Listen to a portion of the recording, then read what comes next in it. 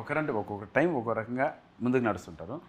Comedians అందరూ చాలా చాలా హ్యాపీగా ఒక గ్రూప్ అంటే ఏర్పడి చాలా హ్యాపీగా ముందుకు నడుస్తాం. అందులో ఒకరంటూ ప్రత్యేకంగా చెప్పేది. పైగా నాకేంటంటే కమెడియన్గా కన్నా క్యారెక్టర్ ఆర్టిస్ట్ కమెడియన్ అనే వాళ్ళు ఇష్టం నాకు ఎక్కువ.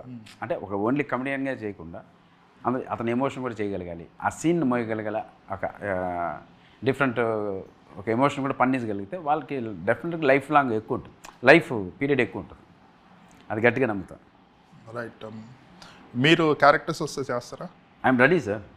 ఇప్పుడు కాకపోతే ఇప్పుడు నేను 100% ఇప్పుడు ఒక సీనియర్ కమెడియన్ అయ్యాను. రైట్. ఆ సీనియర్ కమెడియన్ తగ్గట్టు ఆ క్యారెక్టర్ కానీ డిమాండ్ చేసి మనం పెట్టుకోగలిగితే దాన్ని న్యాయం చేయగలనని నమ్మకం ఎక్కువ నాకు. I'm ready always. బ్రహ్మానందం గారిని అలాగా ఎప్పుడు యూజ్ చేసుకోలేదు, ఇప్పుడు వస్తున్నాయి రోల్స్. అవును, వన్స్ అప్ అంటే యూజ్ చేసుకోలేదు, మరి రంగమార్తాండ ఇవన్నీ వచ్చాయి. అలా అది నిజంగా అలా టర్న్ అవడం ఒక అదృష్టం అండి.